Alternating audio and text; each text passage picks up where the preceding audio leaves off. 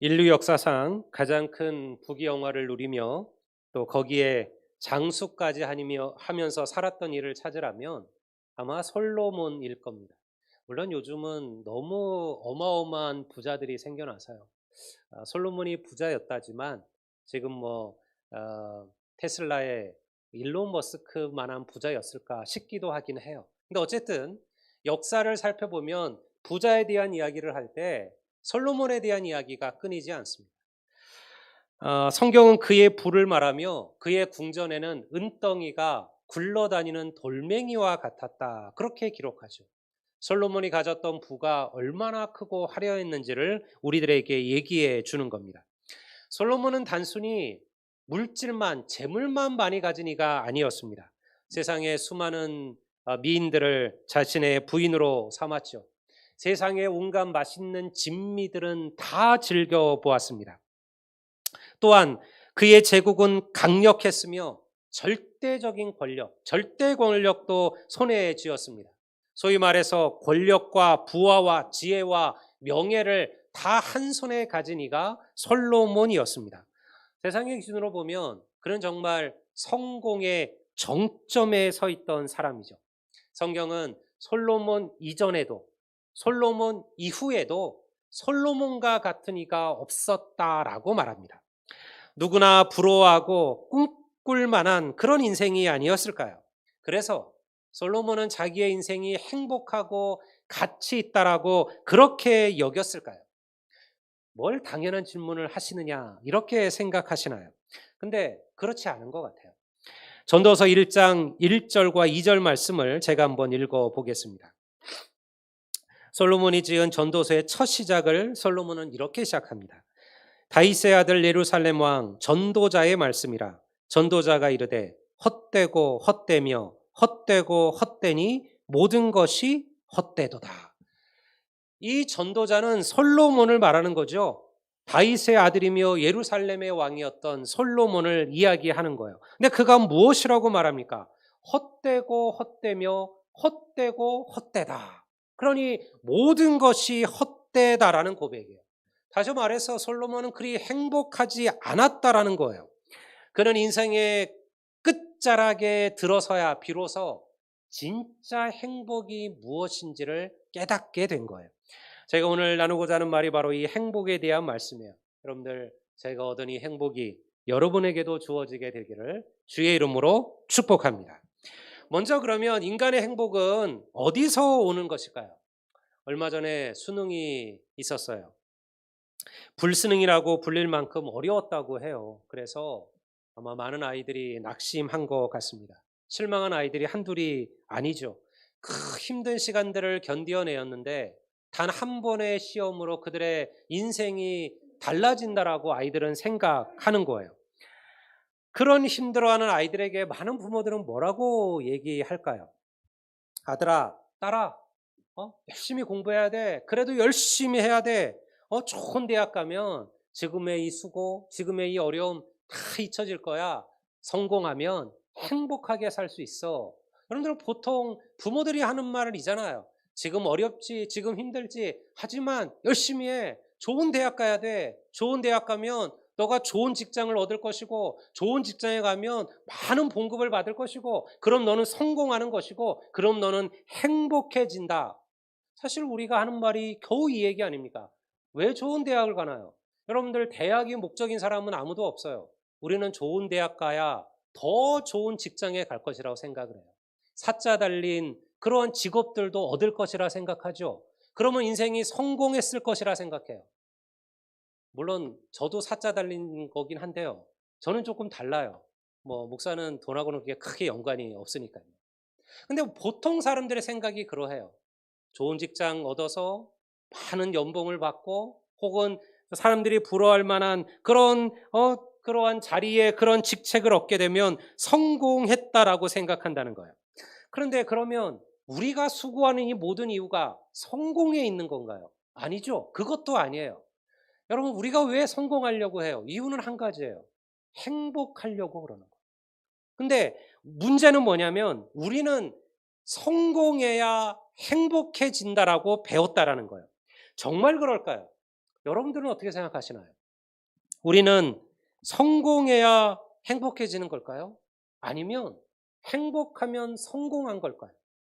사실은요, 이 두 질문이 나이가 들어갈수록 무엇이 정답인지를 깨닫게 돼요. 젊었을 때 내가 잘 나갈 때는요, 성공하면 행복하다고 생각을 해요. 근데 어느 순간요, 그게 아니라는 걸 깨달아요. 내가 남들이 부러워할 만한 성공을 얻었는데요, 행복하지 않은 거예요. 기쁘지 않은 거예요. 인성이 허무한 거예요.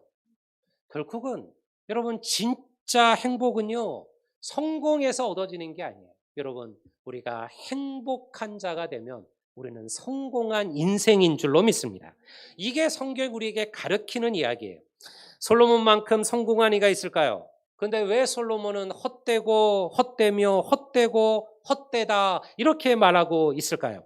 우리가 본문 2절을 한번 보겠습니다. 제가 읽겠습니다. 어떤 사람은 그의 영혼이 바라는 모든 소원에 부족함이 없어 재물과 부요와 존귀를 하나님께 받았으나 하나님께서 그가 그것을 누리도록 허락하지 아니하셨으므로 다른 사람이 누리나니 이것도 헛되어 악한 병이로다. 성공을 하였다 하여도 그것을 누릴 수 없다면 이것만큼 불쌍한 인생이 있겠냐는 거예요. 본문에 딱 맞는 이야기를 제가 하나 알고 있습니다. 꽤 오래전에 이런 기사가 난 적이 있어요. 한 노부부가 젊었을 때부터 열심히 일을 했어요. 안 하는 일 없이 일요일 날도 시간을 아껴가며 그렇게 살았습니다. 맛있는 거 한번 제대로 먹어보지 못하고요. 예쁜 옷 한 벌 제대로 사 입지 못했어요. 그래서 돈을 긁어 모으고 모았어요. 그렇게 해서 평생을 아껴서 나이가 지긋해져서 서울의 변두리에 아파트 하나를 사게 되었습니다. 얼마나 좋았을까요? 비싼 돈 들여서 멋있게 인테리어를 하고요. 그리고 아내에게 얘기를 했습니다. 이제 우리 고생 많이 했다. 이제부터 우리 하고 싶은 거 하면서 정말 재밌게 살아보자. 행복하게 살아보자. 그렇게 얘기를 했어요. 그런데요, 며칠 후에 그 남편이 갑작스러운 심장마비로 세상을 떠나게 됩니다. 홀로 남은 아내가요, 땅을 치면서 후회를 하는 거예요. 도대체 내가 무슨 부귀 영화를 보자고 이 수고하며 이 고생하며 살았을까? 남편과 어디 여행이라도 한번 제대로 다녀왔으면 내가 후회함이라도 없을 텐데. 이 부분만 그럴까요? 오늘 수많은 인생이 비슷한 삶을 살아간다라는 거예요. 성공하려고 노력했지만요, 성공한 후에 그것을 함께 누릴 리가 없는 이들이 얼마나 많은지 몰라요. 성공하면서 가정도 돌아보지 못했습니다. 자녀들이 크는 것도 제대로 보지 못했습니다. 정말로 인생의 소소한 즐거움도 느껴보지 못했어요. 그래서 성공했어요. 그런데요, 더 이상 그 성공을 함께 누릴 이들이 그 옆에 없다라는 거죠. 또 더 큰 문제는 뭐냐면, 정말 우리가 열심히 노력해서 다 성공한다 그러면 우리도 노력해야죠. 그런데요, 노력한다고 해서 모두가 다 이러한 세상적인 성공을 거두는 것도 아니라는 거예요. 이게 현실이에요. 우리 모두는 다 노력해요. 우리 모두는 다 수고해요. 하지만요, 그 수고의 대가가 반드시 그대로 주어지는 게 아니라는 거예요. 인생에 뜻하지 않은 시련, 뜻하지 않은 문제, 뜻하지 않은 풍랑들이 얼마나 많아요. 사랑하는 성도 여러분, 우리의 성공도 하나님께서 허락하시는 일이심을 믿으시기를 주의 이름으로 축원합니다. 본문을 한번 우리가 보세요. 뭐라고 얘기했어요? 어떤 사람은 그의 영혼이 바라는 모든 소원에 부족함이 없어 재물과 부요와 존귀를 하나님께 받았으나. 부요와 재물과 존귀를 누가 주시는 거냐? 하나님이 주시는 거라는 거예요. 근데 모두에게 주시는 거예요? 아니요. 어떤 사람들은 모두가 아니라는 거죠. 하나님께서 어떤 사람들에게는 재물과 부귀와 존귀를 주셔요. 왜 주셔요? 하나님의 일을 하라고 주시는 거예요. 하나님의 사명을 감당하라고 주시는 거죠. 여러분, 모두가 부자가 되지 못하고 모두가 높은 자리에 서지는 못해요. 하나님께서 그것을 주관하시는 거예요. 여기서 우리의 착각이 있어요. 만약 내가 부자가 되었으면, 내가 높은 자리에 올라섰으면 하나님이 나를 더 사랑하신 건가요? 하나님이 나를 더 높이 보시는 건가요? 만약 내가 가난하다면 하나님은 나를 덜 사랑하시는 건가요? 아니요. 그것하고는 아무런 상관이 없어요. 모든 것은 하나님의 섭리 속에 있는 거죠. 각자의 사명대로 사는 거예요. 하나님께서 어떤 이에게 부와 권세와 명예를 주셨으면 그것을 통하여 그가 감당해야 될 사명들이 있는 거예요. 하지만 설령 하나님께서 내게 존귀와 부귀를 주지 아니하셨다면, 내가 부자가 되게 하지 아니하셨다 할지라도 여러분, 우리는 행복한 인생이 될 수 있음을 믿으시기를 주의 이름으로 축원합니다. 왜냐하면요, 행복은 거기에 달려 있는 게 아니기 때문에 그래요. 사랑하는 성도 여러분, 하나님께서 만약 여러분들에게 재물과 부귀와 존귀를 주셨다면 감사하며 사시기를 주의 이름으로 축원합니다. 그런데요, 그것에 착각하시면 안 돼요. 여러분, 우리는요, 그것으로 만족하고 행복하는 자가 아니라는 거예요. 행복은, 성공은 행복으로 가는 과정이지 그 행복 자체가 될 수는 없어요. 하나님을 가까이 하는 삶, 하나님과 동행하는 삶, 하나님을 알아가는 삶이 우리 성도들의 행복이 되시기를 주의 이름으로 축원합니다. 제가 여러분들 얼굴을 보니까 이렇게 생각하는 것 같아요. 그래도 난 재물이 많고 부요하고 높은 자리에 서면 좋겠다. 목사님은 재물이 없으니까 그렇게 생각하는 거다. 응? 제가 이런 건 또 잘 맞춘다니까요. 여러분, 그럴지도 모르겠어요. 그리고 분명히 그런 것도 있겠죠. 정말 많은 재물이 있어서 내가 하고 싶은 대로 다 하고 살고 누리고 싶은 거 다 누리고 살면 행복하다고 여길 수 있죠. 저도 그런 마음이 들 때가 왜 없을까요? 수억짜리 차도 타고 수천만 원짜리 명품백도 들고 다니면서 살아보고 싶은 마음이야 세상 사람 누구에겐들 없을까요?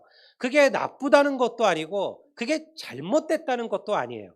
열심히 수고하고 애써서 번 돈으로 여러분, 그가 그렇게 살아간다면 그거는 그 사람의 자유고 그 사람의 권리 아닐까요?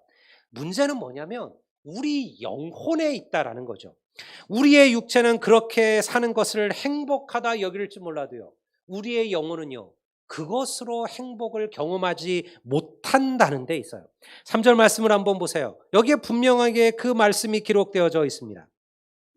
사람이 비록 100명의 자녀를 낳고 또 장수하여 사는 날이 많을지라도 그의 영혼은 그러한 행복으로 만족하지 못하고, 여기에 부러워할 만한 한 사람이 나와요. 우리가 이어지는 사람의 이야기예요. 응? 부귀와 권세와 재물을 다 가진 자예요. 거기서 끝나지도 않아요. 100명의 자손이 있어요. 지금이야 여러분들 우리가 자녀를 적당히 낳는 게 은혜죠. 근데 옛날에는 자녀가 많으면 많을수록 그것을 하나님의 축복이라 여기고 그것이 정말 재산이었어요. 사람이 곧 재산이었죠. 100명의 자녀를 낳았다라는 거예요. 더군다나 장수하여 살았어요. 그런데요, 성경은 뭐라고 기록합니까? 그의 영혼은 그러한 행복으로 만족하지 못한다. 사랑하는 성도 여러분, 우리는 육체로만 사는 인생들이 아니에요. 우리에게는 하나님이 불어넣으신 영혼들이 있다는 거예요. 이 영혼이 행복하는 것은요, 재물이나 부귀나 권세가 아니라는 거예요. 우리의 영혼을 행복하게 하는 것은 우리가 하나님을 갈망하고 주님께 목마른 인생이 될 때 비로소 우리의 영혼은 행복한 인생이 될 줄을 믿으시기를 바랍니다. 이것이 진짜 행복이라는 거예요. 시편 107편 8절과 9절 말씀을 제가 한번 보겠습니다. 우리가 한번 다 같이 읽어볼까요? 시편 107편 8절과 9절입니다. 다 같이 읽겠습니다. 여호와의 인자하심과 인생에게 행하신 기적으로 말미암아 그를 찬송할지로다. 그가 사모하는 영혼에게 만족을 주시며 줄인 영혼에게 좋은 것으로 채워주심이로다. 할렐루야. 우리가 하나님을 사모하며 하나님으로 줄인 심령으로 살아갈 때 하나님께서 우리에게 좋은 것으로 채우신다는 거예요. 우리를 만족해 하신다라는 거죠. 사랑하는 여러분, 만족하는 삶이 행복한 삶인 줄로 믿습니다. 인생을 불행하게 하는 것은요, 사실은 다른 데 있지 않아요. 끊임없는 비교예요. 비교하죠. 우리는 내 남편, 남의 남편 비교하고요.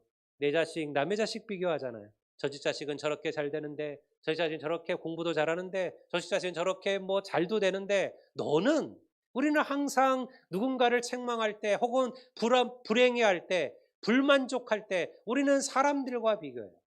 누구는 어떻고 저 사람은 어떻고, 그래서 자기를 끊임없이 불평하게 만들고 자기를 불행하게 만드는 것이죠. 여러분, 감사하는 인생이 행복한 인생인 줄로 믿습니다.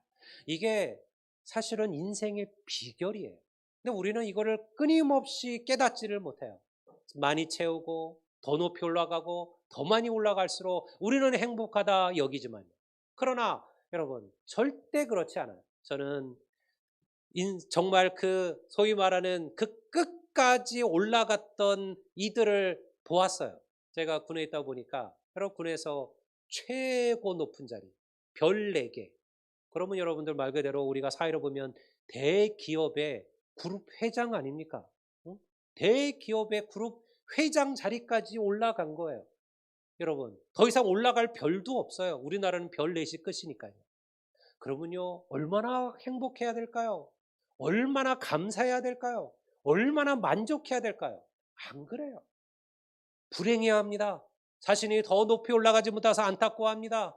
국방부 장관이 되지 못하고, 여러분들 더 높은 자리에 올라서지 못하고, 여러분들 그래서 또 낭망하는 게 그게 인생이라는 거예요. 여러분, 인생에 만족은 없어요. 여러분, 지금 내게 있는 것으로 만족하며 살아가는 인생이 되기를 주의 이름으로 축원합니다. 여러분, 하나님께서 우리에게 이러한 은혜를 베푸셨어요. 이것이 바로 시편 1편에서 말하는 복 있는 사람의 삶이에요. 복 있는 사람은 시편 1편의 기록이 거잖아요. 행복한 사람은 그 말이에요. 다시 말하면 행복한 사람은 이러하나니. 시편 1편 1절과 2절을 제가 한번 볼까요? 이렇게 쓰여져 있죠. 복 있는 사람은 악인들의 꾀를 따르지 아니하며 죄인들의 길에 서지 아니하며 오만한 자들의 자리에 앉지 아니하고 오직 여호와의 율법을 즐거워하여 그의 율법을 주야로 묵상하는 자로다. 행복한 사람은 어떤 사람이냐? 오직 여호와의 율법을 즐거워하며 그의 율법을 주야로 묵상하는 자로다. 이게 행복한 자라는 거예요. 왜 그렇게 얘기할까요? 여러분, 악인들의 꾀, 죄인들의 길, 오만한 자의 자리가 뭘까요? 이런 길을 따르지 않는다, 행복한 사람은. 왜냐하면 이런 길을 따르면요, 우리가 성공하기에 훨씬 빨라요. 그렇지 않습니까? 악인들의 길, 악인들의 꾀, 죄인들의 길, 오만한 자리의 자리라는 게 뭐냐면요, 재물과 제약된 즐거움과 권세를 말하는 거죠. 우리가 악인들의 꾀를 따르고 우리가 죄인의 길에 서고 우리가 오만한 자리에 앉으려고 한다면요, 우리는 훨씬 더 쉽게 세상이 말하는 성공을 경험할 수 있어요. 세상에 이런 것들이 얼마나 많아요. 우리가 조금만 머리를 굴리고 조금만 눈을 감고 조금만 우리가 편법을 행하고 불법을 행하면요, 돈 벌 수 있는 기회, 여러분들 더 많은 것을 얻을 수 있는 기회, 더 높은 곳에 올라갈 수 있는 기회가 왜 우리에게 없을까요? 그런데 그렇게 해서 얻은 것은 행복이 아니라는 거예요. 그 길을 따르지 말라라는 거죠. 세상의 대부분은 그러한 길을 따라가지만 진짜 행복은 거기에 있지 않다. 오히려 여호와의 말씀대로 살아가고 그의 말씀대로 묵상하며 사모하는 삶이 진정한 행복임을 여러분 믿으시기를 주의 이름으로 축원합니다. 그러니 행복은요, 대단한 것에서 주어지는 게 사실은 아니에요. 믿음의 기본을 지키며 사는 것이 행복이죠. 예배하는 삶, 기도하는 삶, 그리고 정직하고 올바르게 살아가는 삶, 남들을 돕고 그리고 베푸며 살아가는 삶, 우리가 이러한 삶을 통해서 행복을 경험해야 된다는 거예요. 우리가 거기서 행복을 찾지 못한다면 설령 우리에게 지금 말한 솔로몬의 부와 권세와 명예가 주어진다 할지라도요, 우리는 행복할 수 없다라는 거예요. 세상을 바꾸는 것은 특별한 사람들이 아니에요. 정치가 세상을 바꾸던가요? 대학의 교수들이, 박사들이 여러분의 삶에 특별한 의미를 주던가요? 물론 그게 중요해요. 그들이 내놓은 정책, 그들이 내놓은 정치가 사회와 시스템을 바꿀 수 있습니다. 그래서 우리는 좋은 지도자를 뽑으셔야 돼요. 여러분, 기도하셔야 돼요. 우리가 내년에 대선이 있는데요, 여러분, 뭐 누가 옳다 그러다는 제가 할 말이 아니에요. 성도는 뭘 위해서 기도하냐면 우리가 올바른 지도자를 볼 수 있는, 결정할 수 있는 지혜를 주시기를 위해서 기도하셔야 돼요. 그런데요, 그래서 대통령이 바뀌고 그래서 정치가 바뀌고 시스템이 바뀌면 그러면 정말 내 삶도 바뀌어지던가요? 나도 행복하던가요? 아니에요. 여전히 내 삶은 달라지지 않습니다. 결코 우리의 삶을 바꾸는 것은 내 마음과 나의 의지라는 거예요. 내 주위에 함께하는 어떤 이들의 환대와 배려지요. 그게 우리를 행복하게 만드는 거예요. 여러분, 가정생활이 어렵고 힘드신가요? 행복하지 않으신가요? 여러분, 내가 바뀌면 내 가정도 변화될 줄을 믿습니다. 그게 전도서 우리에게 가르치는 이야기예요. 전도서 6장 6절 말씀을 제가 다시 한번 보겠습니다. 그가 비록 천년의 갑절을 산다 할지라도 행복을 보지 못하면 마침내 다 한 곳으로 돌아가는 뿐이 아니냐. 천년을 산다. 천년만 사는 게 아니라 천년의 갑절을 산다 한다. 인간이 여러분들 2000년을 살아간다 할지라도 행복하지 않으면 그의 인생에 무슨 의미가 있겠느냐. 여러분, 아마 인생의 지긋한 나이가 드신 우리 어른들에게 이 이야기를 나눠보세요. 뭐가 행복일까요? 어떻게 해야 행복할까요? 물어보신다면요. 아마 이 얘기 하실 걸요. 솔로몬은 오래 사는 것이 행복이라고 말하지 않습니다. 지금은 장수하는 세대가 되었어요. 의학기술이 발전해서 예전에는 상상하지 못했던 그러한 수명을 이어갑니다. 아마 지금 계속 의학이 발전하고 있기 때문에요. 아마 우리는 정말 120살을 사는 때를 보게 될 거예요. 과학자들이 말하기를 인간이 살 수 있는 나이를 아마 과학이 발전하면 120세라고 봐요. 그때까지 인간이 살 수 있게 될 거다. 더는 어렵죠. 아무리 과학이 발전해도 우리가 완전히 사람을 정말 싹 무슨 기계로 바꾸지 않는 이상은 인간이 그래도 건강하게 살 수 있는 그 나이를 의학자들, 과학자들은 120 정도로 생각을 해요. 지금이 아니라 앞으로 과학이 좀 더 발전하게 되면요. 그런데요, 여러분, 진짜 행복은 오래 사는 건가요? 아니요. 여러분들, 행복하며 오래 사는 것이 진짜 장수인 줄로 믿습니다. 그렇지 않으면요, 우리의 삶의 의미가 없던 거죠. 솔로몬이 말하는 것처럼 천년의 갑절을 산다고 한들 행복하지 않으면 무슨 의미가 있겠느냐. 사랑하는 성도 여러분, 장수하시기를 주의 이름으로 축원합니다. 그런데 그냥 장수하지 마시고 행복하게 장수하는 성도들이 되시기를 주님의 이름으로 축복합니다. 그러면 어떻게 해야 될까요? 여러분의 삶 속에 하나님과 함께 하십시오. 하나님께서 여러분의 길을 인도하도록 만드십시오. 주의 말씀에 귀를 기울이시고 주의 말씀대로 살아가기에 힘쓰십시오. 여러분, 하나님 주시는 진짜 행복이 우리의 삶에 시작될 줄을 믿습니다. 그것이 행복이에요. 우리의 인생이 다 했을 때 여러분, 나를 위하여 울어줄 수 있는 사람들을 만드십시오. 여러분, 그것이 행복한 삶인 줄로 믿습니다. 저는 우리 선한열매교회가 행복한 교회가 되었으면 합니다. 여러분들이 교회에 오시는 것이 행복했으면 좋겠어요. 아유, 또 주일이야. 또 가야 돼가 아니죠. 주일이 되었네. 교회 오는 것이 행복하고 성도들을 만나는 것이 행복하고 예배하는 것이 행복하고 말씀을 듣는 것이 행복하고 그런 교회가 진짜 행복한 교회 아닐까요? 제가 우리 선한열매교회 이름을 지을 때 제 마음속에 있었던 또 하나의 이름이 있어요. 그게 뭐냐면 행복한 교회였어요. 근데 제가 왜 이름을 안 썼을까요? 너무 많아요. 우리 광주에만 15교회가 넘어요. 행복한 교회, 함께 행복한 교회, 더불어 행복한 교회, 더 행복한 교회, 하여튼 엄청 많아요. 제가 이런 생각도 했어요. 이건 어떨까? 겁나 행복한 교회. 딱 우리 지역에 맞잖아요. 겁나 행복한 교회.